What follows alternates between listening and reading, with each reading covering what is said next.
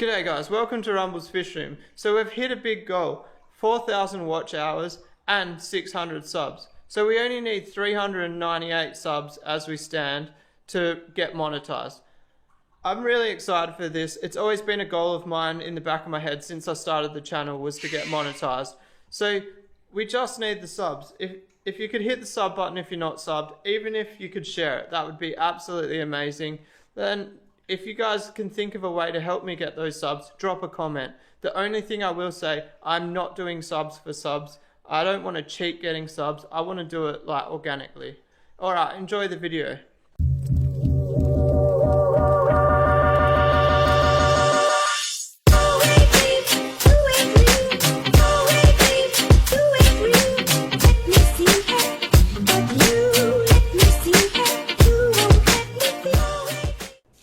Good morning guys, welcome to Rumble's Fish Room. Well, it's morning here. I don't know if it's morning where you are. So we got our extra fibre yesterday. Shout outs to my mate Grant. I'll just go get him a 4-pack of bourbon next week sometime. So I think that glass is actually thicker than the glass I'm using, the fibre I'm using, which it doesn't matter. It is what it is. So what I'm going to do now, I'm going to finish cutting my fibre. I forgot the measuring cup. Yeah, I had one job last night, find a measuring cup. That's alright. We'll figure it out. I'll just run it at a weak solution if anything. It doesn't matter if it takes longer to dry. Obviously I don't want to run it too weak that it doesn't dry, but we'll figure it out. Wouldn't be the first time I've done it without a measuring cup. Which is, I think I just seen something. It might be too hard.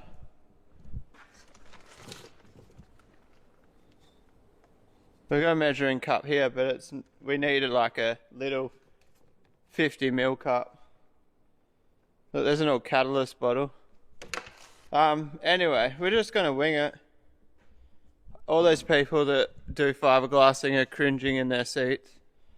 Don't worry, I'm cringing too, scares me, but we're here to do a task. We can't make excuses anymore. Anyway, so I'm going to get stuck into cutting this fibre. I don't know if you guys can tell, it's like 6 o'clock in the morning. I'm not talking very well. I don't really talk to people in the mornings. I just come to work and mime my work. I'm going to cut the fibre and then I'm going to start fiberglassing. Alright guys, so all the fiberglass is cut. We've got our backs, our bottoms, our back, our bottom, 6 ends, and then I've got a strip for the top rail at the front, but I don't know if I'm going to put it on. I'm thinking about just when I do the actual glass, the front panel, sliding the glass all the way up to the top, and then that front rail where I'm thinking about putting this, I could actually just have that covered in Sikaflex and it would be behind the glass, so there would be not much point in having this there. Sorry about that guys, bit of a mental blank there, mid-sentence pause. Alright, so I forgot the tripod, so we're going to walk around and try find something to rest the camera on. I think there might be a little tripod in the cupboard up here. Let's try and MacGyver it. Alright guys, can you say overkill with me? Overkill.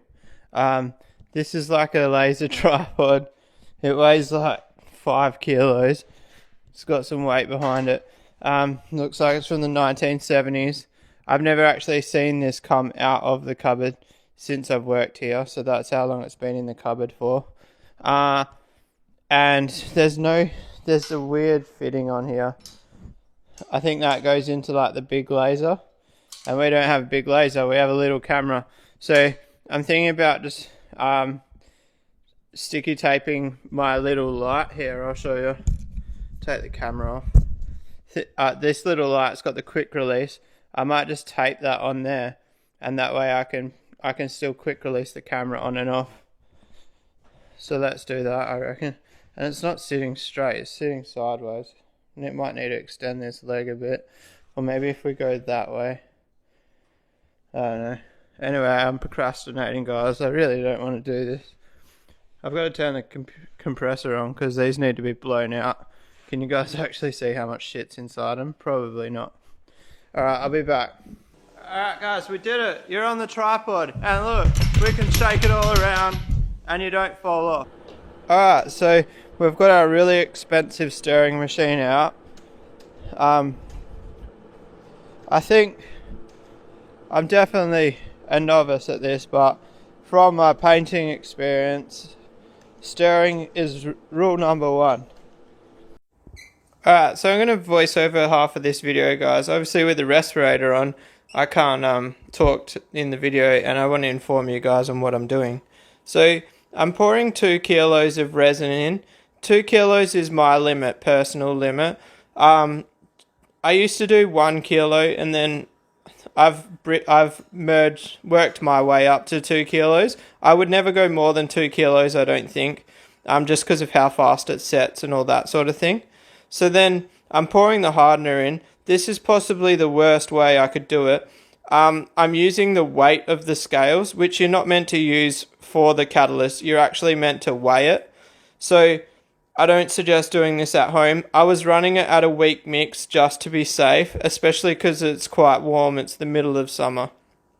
So then the first coat, it's basically just like painting. You roll on. You go over everything twice. You want to make sure that there is absolutely no dry spots. That's quite important. And roll it with the resin first. I've done it where I have just put the fiber down and rolled over the top of both, and it is horrible. It's so much harder. It was a dumb mistake I made years ago, and yeah, I just can't stress enough about putting a really good layer of resin on first.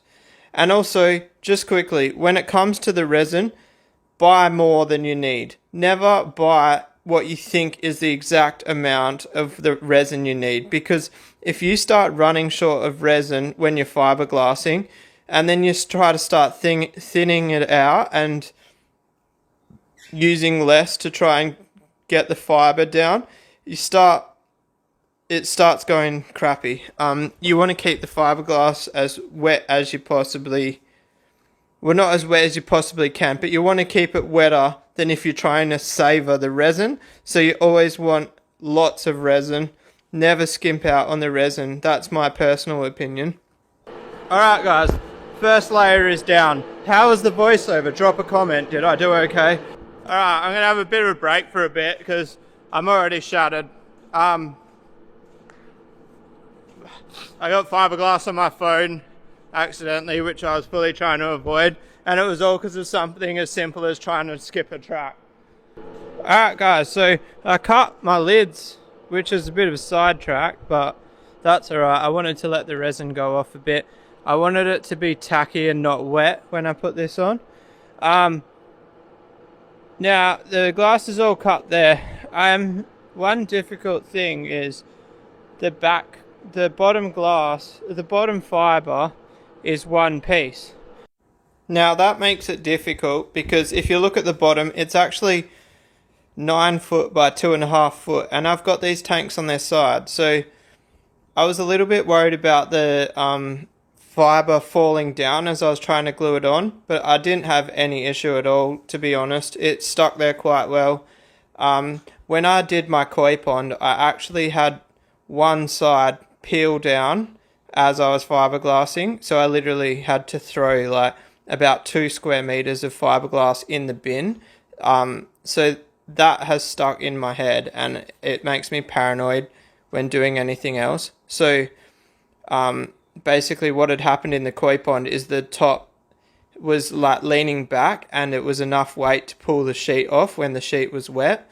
So then I've learned when you've got like a top edge, you want to roll that top edge over so it can't fall down. So basically I've just put the matting in place. You can see I start rolling, just keeping it really wet. I can't really stress that enough. I made a few mistakes when I first learned how to fiberglass, and it was pretty much all related to not having enough resin on the glass. obviously you can overdo it, but it takes a lot to overdo it. And also I'm running a cold mix of resin, so it's not so bad. If I was mid-winter running a hot mix with a lot of catalyst in it, and the resin builds up in the corner, there's more risk of the resin actually cracking when there's a pile, because it gets so hot. But in this case, I'm running a really weak mix. It's probably about 24 degrees. I'm not too worried about any cracking in the corners. I'm loading the corners up quite a lot. So then you'll see, I'm going over it with a metal roller now. Basically, that's to get all the air bubbles out. You want to do the whole thing with the metal roller and not just the bubbles. I've done it before where I only metal rolled the bubbles out, but you end up with pinholes. So you want to roll the whole lot with the metal roller. If you go to your local composite warehouse, they will set you up with every tool you need as well. I've been to like 3 over my time, and all 3 have had great advice. So then I'm on my second barrel of resin here. I looked at how far I got, and then I realized that another 2 kilos wasn't actually going to get me to the end. So I mixed up 2.5 kilos, and I actually ended up being on the money, which is not necessarily a good thing. When I got to the last corner, which you'll see soon, I ran out. Well, I didn't run out, but I was on the edge. Like, I was scraping every last bit out of the bottle. And that makes me nervous because I worry that I don't wet it up enough. And if it's not wet enough, you're more prone to pinholes and bubbles. So anyway, it's just rinse and repeat. The second barrel is no different to the first. A hot tip is if you let it go off a bit and it's stuck down, you can actually Stanley knife the extra glass hanging over the edge, and it makes it much easier to clean up like the next day or whenever you clean it up. I didn't actually do it, but I regret not doing it already, even though I haven't gone back and touched them, but I know it's going to be a pain to clean up next week. So then this is that last sheet I was talking about. I don't know what other tips I can give when it comes to fiberglassing.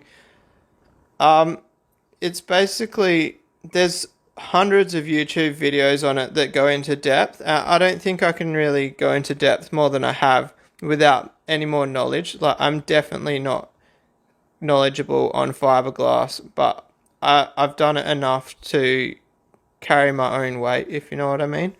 But just the main thing is keep looking for bubbles, and you'll notice it.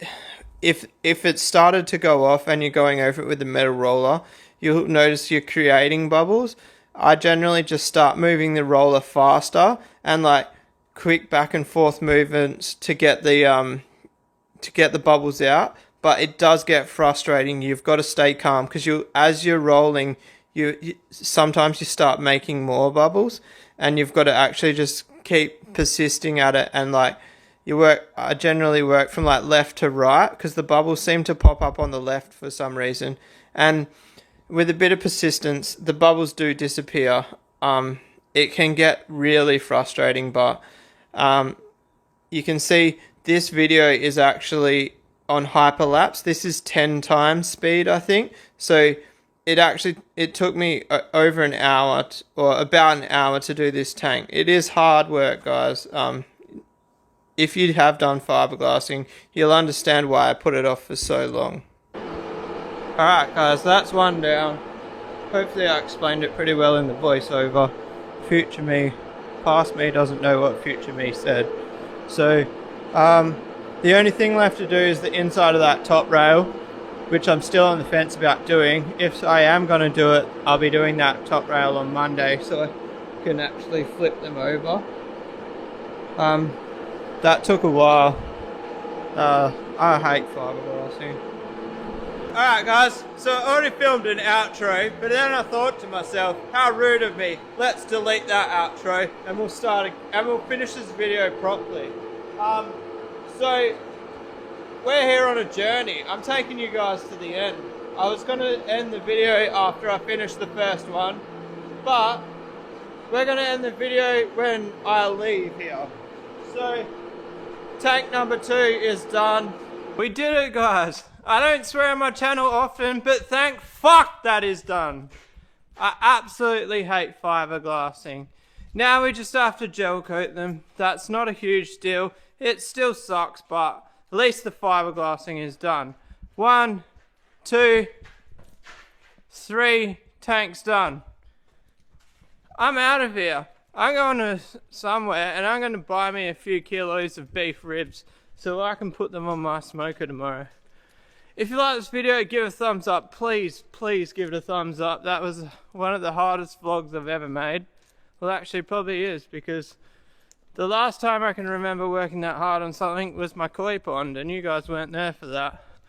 So please hit that like button, drop a comment, bit of a rally up. Shout outs to all the boys that have been commenting on Facebook, etc. Push today. And hit the subscribe button. We need 400 subscribers like yesterday. I've almost hit 4,000 watch hours and we haven't got the subscribers. I don't know if you guys can tell how shattered I am. I'm tired. Anyway, peace out. I can't peace the hands because I got full hands.